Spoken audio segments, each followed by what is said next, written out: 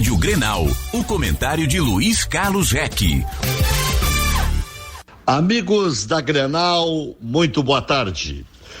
Renato deu entrevista exclusiva ontem à Rádio Grenal e tudo isso que está acontecendo, deixando a modéstia de lado, eu antecipei, o Renato vai se acalmar, vai tratar de se ajeitar com a imprensa, ele não é bobo nem nada, ele sabe que ele extrapolou, ele pisou na bola, ele disse um monte de bobagens, que ele diz que é a gente que fala, quem disse foi ele, um monte de bobagens, querendo caçar vermelhos, porque o Inter poderia ser campeão brasileiro, um negócio pobre de espírito, que me parecia que esse lado do Renato tinha melhorado, né?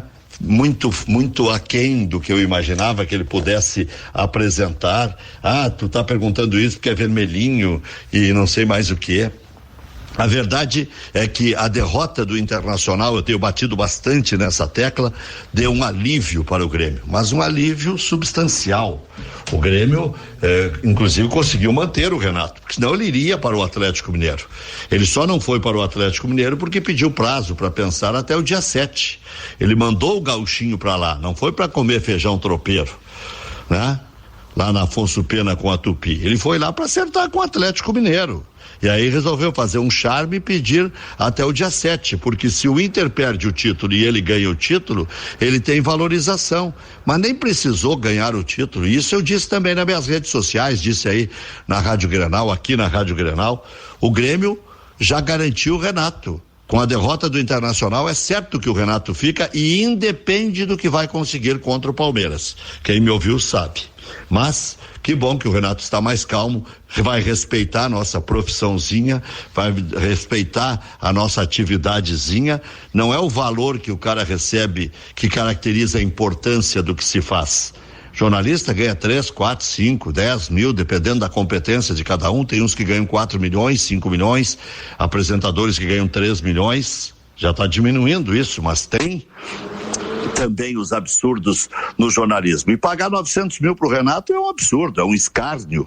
30 mil por dia para um treinador, é o treinador mais bem pago do Brasil.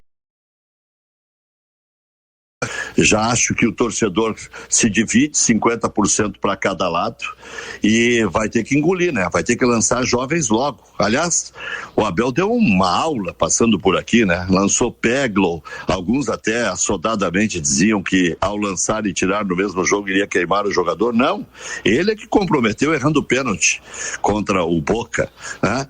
Mas vamos lá. Depois lançou jogadores que nem eram vistos no Beira-Rio, como Caio Vidal, o Lucas Ribeiro, que tinha jogado 2 minutos com o Ranzinza Cudê. Enfim, lançou Praxedes, aprimorou o uso do Yuri Alberto, que virou o Thiago Galhardo, que era o Thiago Galhardo com o Cudê, e o Yuri Alberto com o Abelão. Então, como é que não se adaptou à função o Thiago Galhardo? Convenhamos, né? Essas coisas a gente tem que ouvir, até porque tem ouvidos. Mas renovou. E quem sabe seja mesmo o melhor para os dois lados. Tem competição já em andamento, mas ficou o puxão de orelha público do presidente. Se o Inter pode lançar Caio Vidal de cara, Praxedes de cara, Peglow de cara, Lucas Ribeiro que não era aproveitado, por que o Renato tem que esperar 80 vezes o amadurecimento do jogador? O próprio lançamento do Matheus Henrique e do GPR foi atrasado.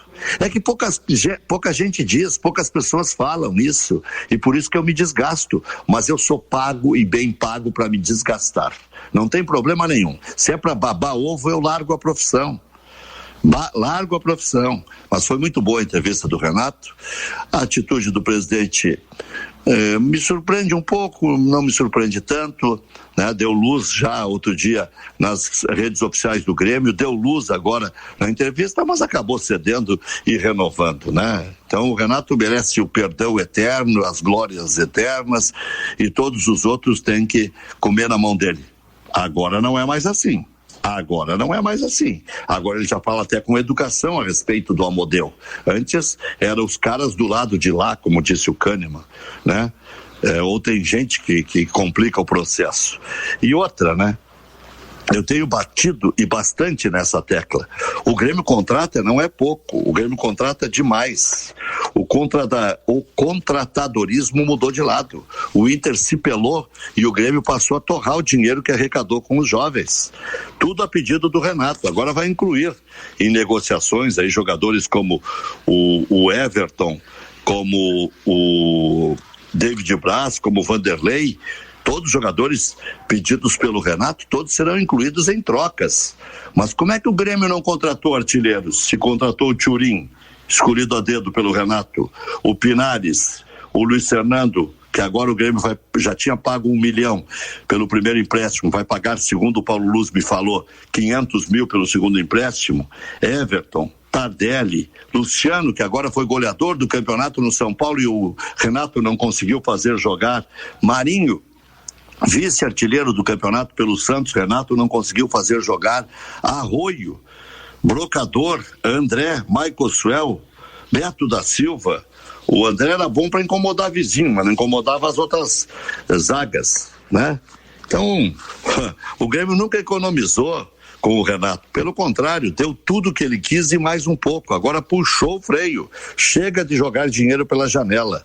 Ele fala que o Atlético gastou 200, que o Flamengo gastou 300. O Grêmio gastou 100.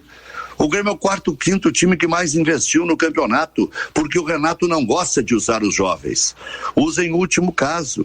Quem gosta de usar os jovens é o Grêmio, é o presidente Romildo. O Renato às vezes se obriga a usar os jovens.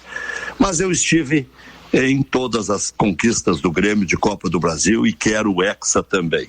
89 não pude fazer a final, foi a única, porque teve o jogo da fogueteira Brasil e Chile no outro dia e eu fui escalado para fazer a seleção brasileira em 1989. 94 até gritei gol do Nildo antes do Haroldo de Souza. 97 no Maracanã, o Grêmio esfacelado com João Antônio e Otacílio bem reservas na meia cancha, ganhou o título em cima do super time do Flamengo. 2001 estava lá com o Tite e suas frases emocionantes no vestiário.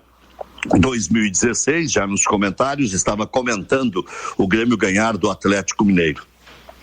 E estive também nas duas Libertadores da América, porque em 83 eu ainda não trabalhava em rádio, mas em 95 eu estava em Medellín e também em 2017 eu estava em Lanús. Então eu sou um cara presente na vida, tanto do Grêmio quanto do Internacional. E volto a dizer, podem paulear, podem dizer o que quiser, porque conta história quem tem história para contar. E até para fazer ilações, e até para fazer comparações e até para poder criticar.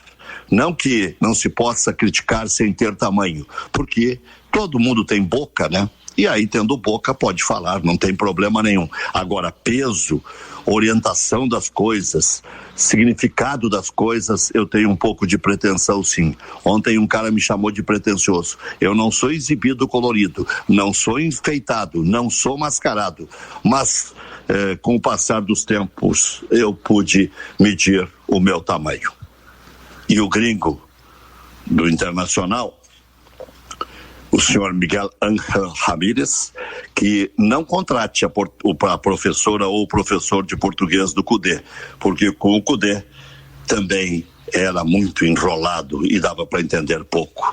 Nós entendermos pouco, até não tem tanto problema. O torcedor não entender pouco, até não tem muito problema. Agora, e os jogadores? Boa tarde.